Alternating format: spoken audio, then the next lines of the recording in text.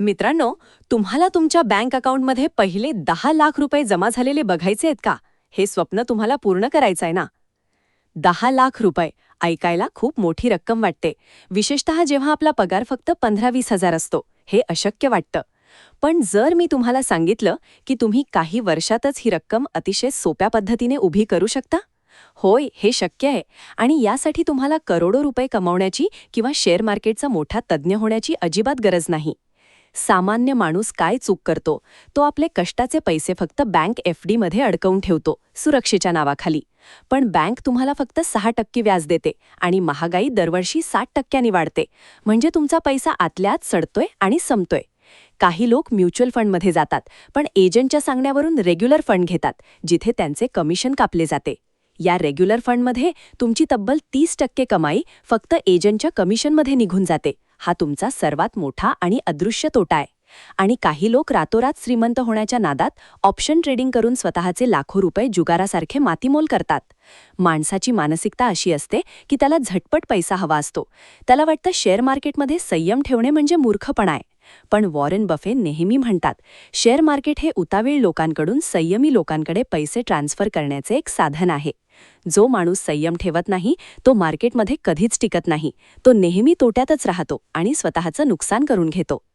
पण थांबा, मग आपण सामान्य माणसाने असा कोणता मार्ग निवडायचा जिथे रिस्क कमी आणि नफा खात्रीशीर असेल? आज मी तुम्हाला श्रीमंतांचा तो सिक्रेट फॉर्म्युला सांगणार आहे, जो अतिशय कंटाळवाणा आहे, पण तो तुम्हाला 100% करोडपती बनवू शकतो. या सिक्रेट फॉर्म्युलाचं नाव आहे लो कॉस्ट इंडेक्स फंड. हा सामान्य गुंतवणूकदारांसाठी एक वरदान आहे. हे इंडेक्स फंड म्हणजे नक्की काय? हा फंड थेट भारताच्या टॉप 50 कंपन्यांमध्ये म्हणजेच निफ्टी 50 मध्ये आपले पैसे विभागून गुंतवतो. रिलायन्स, टाटा, इन्फोसिस सारख्या देशाच्या सर्वात मजबूत कंपन्या यात असतात. म्हणजे भारताची प्रगती तीच तुमची प्रगती. तुमचा पैसा सुरक्षित राहतो. यामध्ये कोणताही फंड मॅनेजर स्वतःचं डोकं लावत नाही. त्यामुळे याचा खर्च म्हणजेच एक्सपेन्स रेशिओ जवळजवळ 0 असतो. आणि हाच वाचलेला खर्च तुमच्या गुंतवणुकीत कंपाऊंडिंग होऊन तुम्हाला लाखो रुपयांचा अतिरिक्त नफा मिळवून देतो, जो रेग्युलर फंडमध्ये मिळत नाही.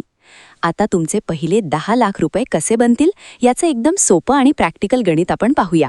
जर तुम्ही दर महिन्याला फक्त 5,000 रुपयांची SIP एका चांगल्या डायरेक्ट निफ्टी 50 इंडेक्स फंडमध्ये चालू केली आणि शेअर मार्केटचा सरासरी परतावा जरी 12 ते 15% पकडला तरी काय चमत्कार होईल माहितीये?